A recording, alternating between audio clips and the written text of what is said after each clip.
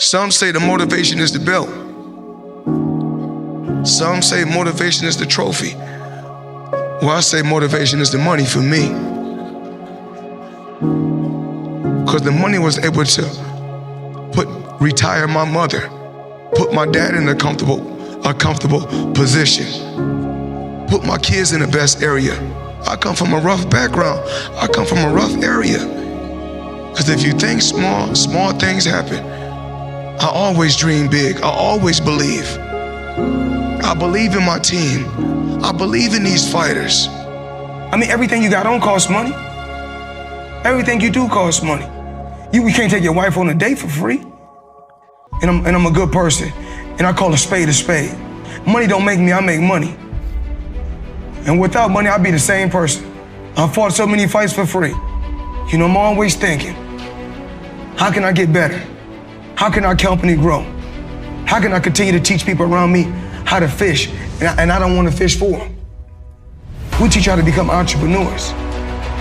And if we can't, we want you to be the best that you can be if you're up under the banner.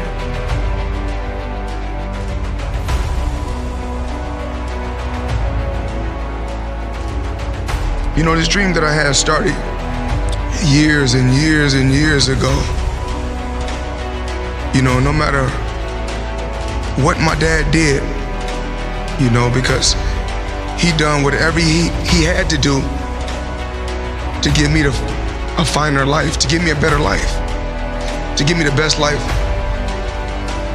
that he could give me. And everything happens for a reason. Even when my dad was incarcerated and he went away, I still will hear his words in the back of my mind. Continue to work hard. Nothing is gonna come easy. I worked hard, I worked extremely hard to get to this point. And every day I know I'm blessed. I'm truly, truly blessed. And I don't take anything for granted. And nobody in here can take anything for granted. Yes, everyone sees, you know, us on All Access, or when I was with HBO 24/7, they see all the flashiness, all the talking, the trash talking. I had a game plan. And when I say TBE, it's no disrespect to no legendary champion, because every fighter that's in this room has to feel that he's the best. If not, you in the wrong sport. People don't understand what it takes. These young fighters come in the gym at 4 and 5 in the morning and work and bust their ass, because their ultimate goal is to surpass y'all legends, because they want to become legends. It was written in the history books for all of us to be here today. For me to speak my mind and say what I want to say. For me to speak from the heart. Every day, I would come home and watch every legendary champion. Every champion.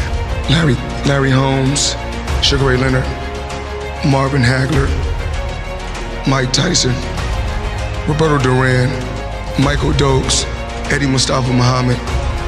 I mean, this list goes on and on. And I always wanted to, you know, it wasn't one fighter I wanted to be like. Some days I wanted to fight like Leonard. Another day I want to fight like Hagler. But then I want to have a style like Tommy Hearns. But then I want to be a killer like Mike Tyson. And then when I took all those different champions, Chavez and Roberto Duran and all these different champions and all these different guys, I said I'm gonna take a little bit from every one of them and put it all in one box and shake it up and see what we come up with. And being a champion, I think that even though I transcended and changed the sport of boxing, but being a champion is not just receiving a lot of money or receiving a belt, because I did it thousands of times for free before I got to this point. I didn't just want to be a fighter. I wanted to learn the business so I can have my own business, so I can have my stable of fighters. We give back, but we don't look to the media to get praised. As long as God know we doing a good deed, because when I go do deeds and I don't glorify it to everyone else, I get blessed when I get in that square circle. That's why I keep winning.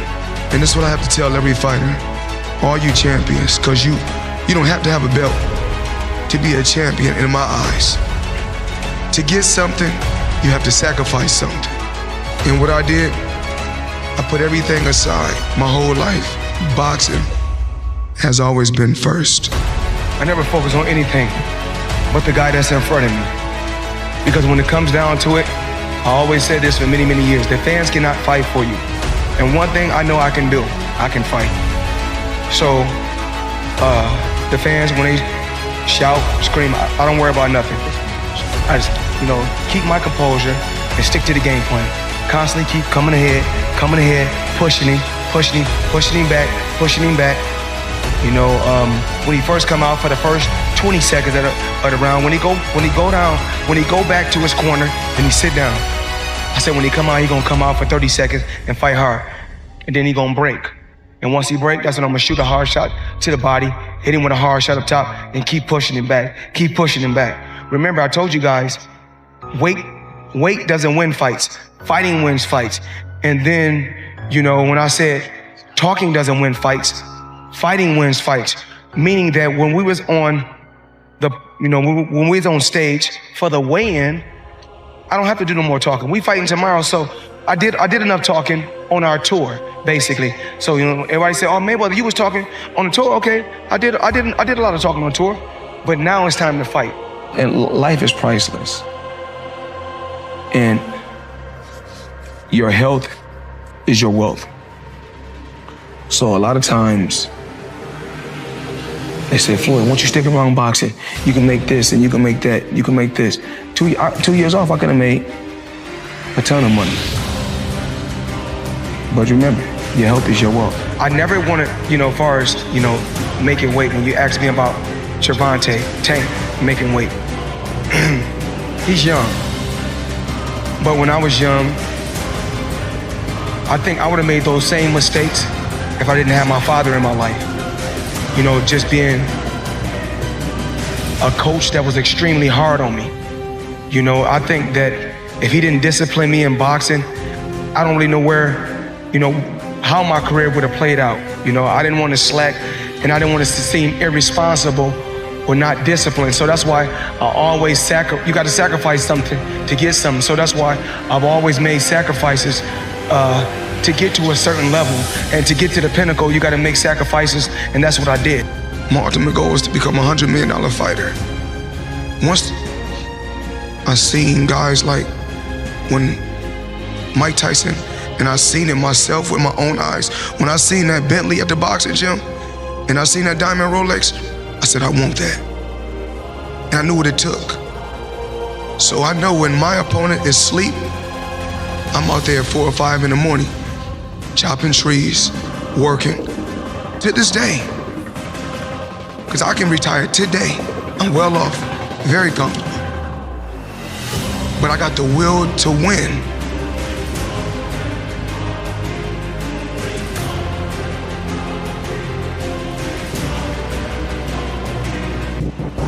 And it's more than 9,000 shots in my career. Lost almost 300 games. 26 times I'm trusted to take a game-winning shot. And missed. I've failed over and over and over again in my life. And that is why I succeed. Maybe I led you to believe it was easy when it wasn't. Maybe I made you think my highlights started at the free throw line and not in the gym. Maybe I made you think that every shot I took was a game winner. That my game was built on flash and not fire. Maybe it's my fault that you didn't see that failure gave me strength, that my pain was my motivation. Maybe I I led you to believe that basketball was a God-given gift and not something I worked for every single day of my life. Maybe I destroyed the game. Or maybe you're just making excuses.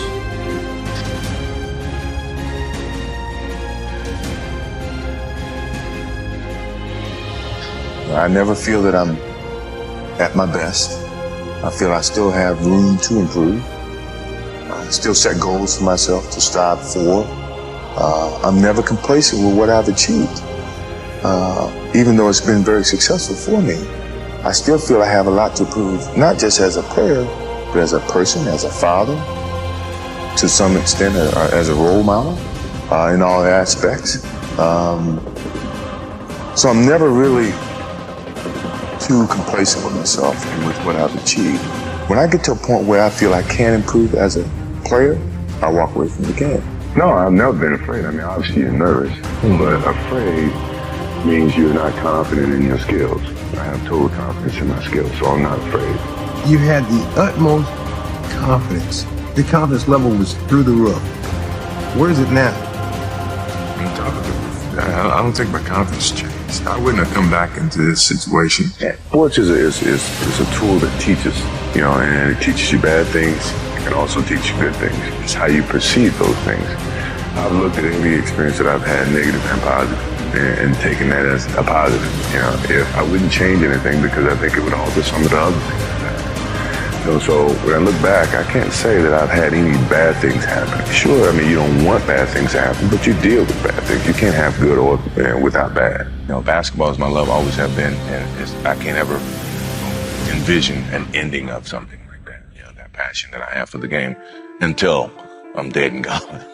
Until that's when it's, well, I could wait. I'm not in a rush. It's never enough. Never enough as long as you compete. It's always great to win. That's why you compete. Each time that you win, it takes away a little bit of that hunger, which is a challenge within itself. It's a battle within the mind to find a challenge to go to that same place that you've been 5 times before. And that's hard. When people say, well, the first one was the hardest, no. The last is the hardest because you're battling with yourself. Because a lot of times I had to battle with myself to keep challenging myself. That to me was why I would say that the biggest battle was myself. Because when you get to a certain pinnacle, you got to find some ways to keep going out there for 82 games. I just think that I have the habits of working hard. I always been taught that to reach a goal that in life that you want, you have to work hard to get to it. And so far, I just have that in mind. Determination, what your motives are, what your ambitions were from the beginning. It's been a lot of soul searching in terms of it's easy to sit back and say, well, I've given my best. I'm tired. Somebody else got to do it or whatever. I didn't take that approach. I thought positively and said whatever I could do, every little inch of energy that I have, I'm gonna try to provide for this team. I mean, if you give up, then they give up. So I didn't want to give up. No matter how sick I was, or how tired I was, or how low on energy I was, I felt the obligation, to my team, to the city of Chicago, to go out and give that extra effort. Achieve it even harder. My competitive drive is far greater than anyone else that I've met. I think that I thrive on that. I think that's my biggest motivation in life, is to compete, find different competitions in certain things in life and try to overcome that, be it positive or negative. But I have yet to meet someone who is as competitive as me, and I just feel that much confident about my competitive drive. I still feel that I have a plateau that, I hadn't reached yet in terms of my skills or my expectations of myself. I'm always going to expect myself to do certain things or surpass certain things. As long as I believe that, then, my road to success is going to continue to expand. My principal advised me to go to an Air Force Academy because he felt that after I finished college, I'd have a job. So I said, no, I don't want to go that route. So I decided to go to the University of North Carolina. A lot of people didn't expect me to do so well, but I guess that was a challenge that I faced. And sometimes you have to face those challenges and see what happens. I will not quit this game because of what the media have done to me or what other people have done to me, I will quit this game because my skills are diminished. I can't find the challenges to keep pushing myself. My love is always going to be there, but my pride won't let me leave because someone else is going to push me out. I'm going to leave on my own terms, and I don't think too many athletes have that opportunity to do it. And that's what I want to do whenever it comes. You know, we are old. Sure, we're tired. It's been a long season. But mentally, we have a vision. We have a finish. We have to aim. You know, and sometimes you have to do it when you're old, when you're tired. You know, and I think it's a test of your will to succeed when you have to deal with some of these negatives. And I'm pretty sure by the end of this playoffs, you will see the old and the tired people who are very, very young and strong mentally.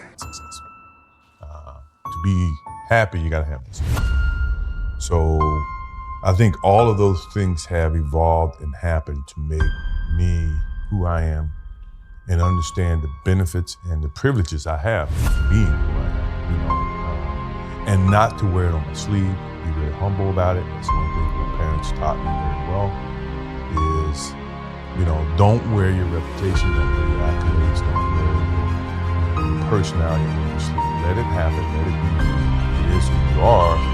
Don't hide from it, but don't wear it rubbing in people's faces. You know, the thing that I remember the most about my father, and you know, I had him for 32 years, and I never look at it from a negative sense. Obviously, he was murdered, you know, rarely do I get the chance to talk about him, you know, but the thing that I do remember all the time, and I think about him practically every day, is for a person like myself who live in the spotlight and is so critical, you know, from people all the time in terms of what I do, what I say, you know, where I go. The thing he's always said, take a pause before you make a decision and say what if. And the purpose for saying what if is that whatever decision you make, always either going to have consequences.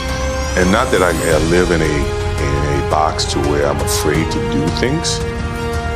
I know that, you know, as my father says, the what if comment is to be able to deal with the consequences of what decisions you make. And you think about that, and you think about the consequences, pro or con, you make the right decisions that you feel is the right decision. Now, all the decisions I made, other people may view to be not the right decisions from their perspective. But for me to go play baseball, and everybody says, oh, it was a failed opportunity to play baseball. You know, that's what they think. For me, it was the best thing that could have happened for me because it allowed me to go back to the game with a stronger passion. At the same time, I was able to understand the love that these minor league baseball players have, making $1,500 a month. $1,500 a month, which is nothing. But for them, it was big. To me, to see that helped me put things in perspective, to understand the platform that I was on in 93, that when I went back to it in 95 and 96, I appreciated it even greater. So when we won those championships and we went through those things mattered to me far greater than what I did in 91, 92, 93. People don't see that, and people will never understand that. To be success, you know, all they think about, well, he batted 202, you know, and he struck out a certain number of times. Yeah, okay. You know, but the effort was there, and the learning curve and the passion was there that has transcended not just to me, but to other people who are afraid to do things because they're worried about the perception that may come from other places. To me, that's more gratifying than anything, you know. So that's the things that my father and my mother instilled in me. Take a negative and turn it into a positive. Don't be afraid to fail.